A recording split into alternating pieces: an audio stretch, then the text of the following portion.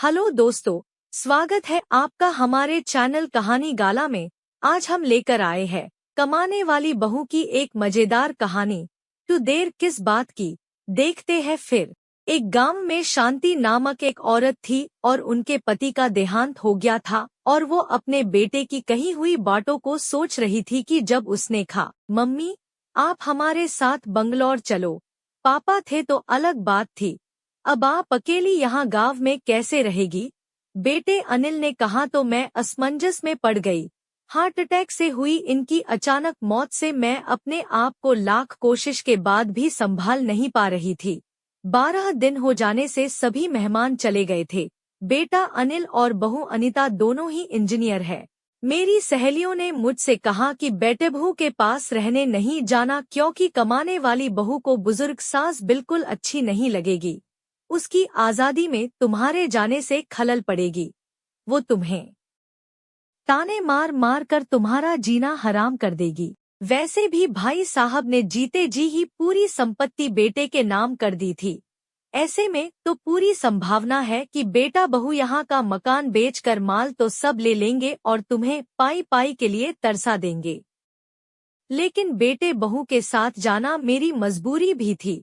60 की उम्र में अपने घुटनों के दर्द के कारण मैं अपनी किराना दुकान चलाने में असमर्थ थी। 12 दिन के कार्यक्रम का पूरा खर्चा बेटे ने ही किया, लेकिन छोटे मोटे खर्च के लिए बेटे के आगे हाथ फैलाना मुझे ठीक नहीं लगा और जो थोड़े बहुत पैसे हमने जमा कर रखे थे वे खर्च हो गए। अब हालात ये थे कि मेरे पास 100 रुपए भी नहीं थे। असमंजस में मैं अनिल को कोई जवाब नहीं दे पाई। इतने में अनीता ने कहा, मम्मी जी बताइए कि कौन कौन सी साड़ियाँ रखनी है, मैं आपकी सूटकेस पैक कर देती हूँ। अनीता के ऐसा कहने पर मैं कुछ बोल नहीं पाई और चुपचाप इन लोगों के साथ बंगलौर आ गई। अनिल और अनीता दोनों ही मेरा पूरा पूरा ख्याल रखते, सभी साथ ही में खाना खाते। अनीता मेरी पसंद के हिसाब से खाना बना देती। दोनों की यही कोशिश रहती कि मुझे इनकी याद न सताएं, मैं खुश रहूं। 8 साल का पोता चिंटू तो दादी माँ कहकर मेरे आगे पीछे घूमते रहता। मैं कोई भी चीज के लिए बोलती तो वो चीज मुझे बराबर ला कर दे देते। ये सब देखकर मेरे मन को बहुत शांति मिल रही थी। मैं सोचने लगी कि लोग बेवजह ही आजकल के बच्चों को बदनाम करते हैं कि वे लोग बुजुर्ग माँ बाप की कद्र नहीं करते। खासकर यदि बहू कमाने वाली हो तो वो सास को नौकरानी ही समझने लगती है। अनीता भी तो कमाती है, लेकिन कितने अच्छे से घर और दफ्तर दोनों संभालती है, कभी कोई ताना नहीं मारती। वो तो मुझे ही लगता है कि वो ऑफिस और घर दोनों जगह का काम कर थक जाती होगी, इसलिए मैं ही थोड़ा बहुत काम कर लेती हूँ। लेकिन बेटा बहू दोनों ने कभी भी मुझे किसी काम के लिए नहीं कहा। 1 महीना कैसे बीत गया आज सबने बाहर घूमने का कार्यक्रम बनाया। मॉल में घूमते घूमते अनिल और अनीता एक दुकान से कुछ खरीदी करने लगे। मैं और चिंटू थोड़ा आगे निकल गए। आइसक्रीम की दुकान पर चिंटू ने कहा, दादी माँ मुझे आइसक्रीम खानी है। मेरे ऊपर तो मानो बिजली गिर गई, क्योंकि मेरे पास तो पैसे थे ही नहीं। इतने दिनों में पैसों की कोई जरूरत महसूस भी नहीं हुई थी। अब क्या करूं?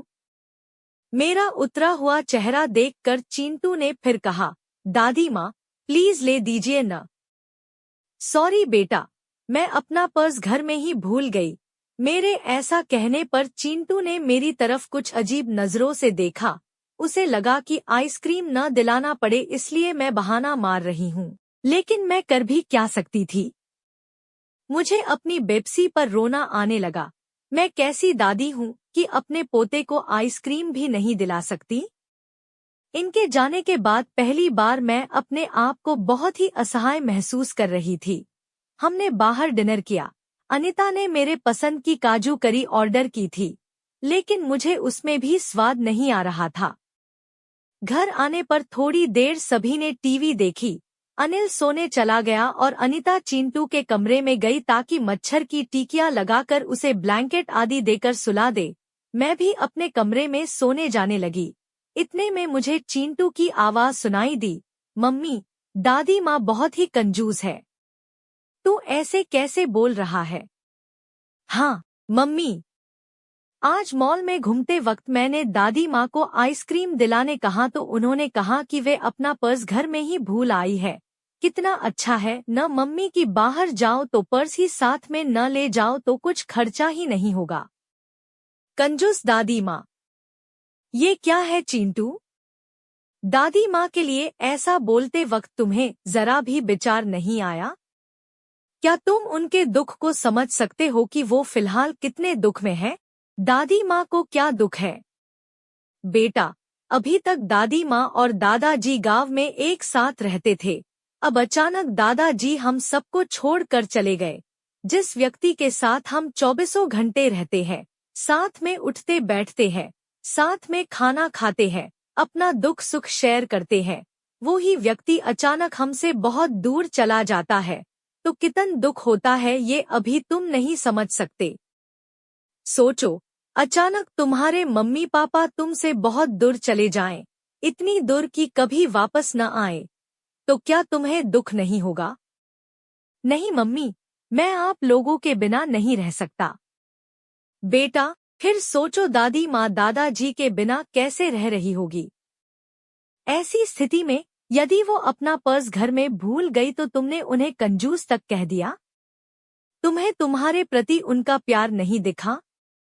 जब भी तुम्हें स्कूल से आने में 5-10 मिनट की भी देरी हो जाती है तो वो लगातार बालकनी में खड़े होकर तुम्हारा रास्ता देखती रहती है। उस दिन उनके घुटनों में बहुत दर्द होने के बावजूद तुम्हारे कहने पर उन्होंने तुम्हारी मनपसंद मेथी मटर मलाई बनाई थी। इसलिए बेटा, किसी के लिए कोई भी राय बनाने से पहले उस व्यक्ति के दृष्टिकोण से भी सोचना चाहिए। Sorry mummy.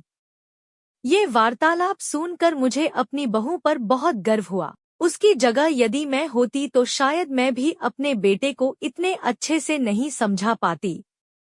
सुबह अनिल ऑफिस चला गया और चिंटू स्कूल। अनिता ऑफिस जाते जाते मेरे हाथ में कुछ रुपए देने लगी। ये क्यों बहू? मुझे पैसों का क्या काम है? मम्मी जी, इंसान को पैसों का कब काम पड़ जाए कह नहीं सकते। आप मंदिर जाती है, कभी दक्षिणा चढ़ा दीजिए, कभी चिंटू के कोई चीज के लिए जिद करने पर उसे वो चीज लेकर दे दीजिए। लेकिन बहू। मम्मी जी, यदि यह पैसे अनिल आपको देते तो क्या आप मना करती? नहीं ना। आपकी बहू भी कमाती है, तो फिर आप अपनी बहू से पैसे क्यों नहीं ले सकती? अनीता की बातें सुनकर खुशी के मारे मेरी आंखों में पानी आ गया। जो बात मेरा बेटा भी समझ न सका वो बात मेरी बहू ने समझ ली थी। मैं ईश्वर से प्रार्थना करने लगी कि मेरे जैसी बहू वो सबको दे।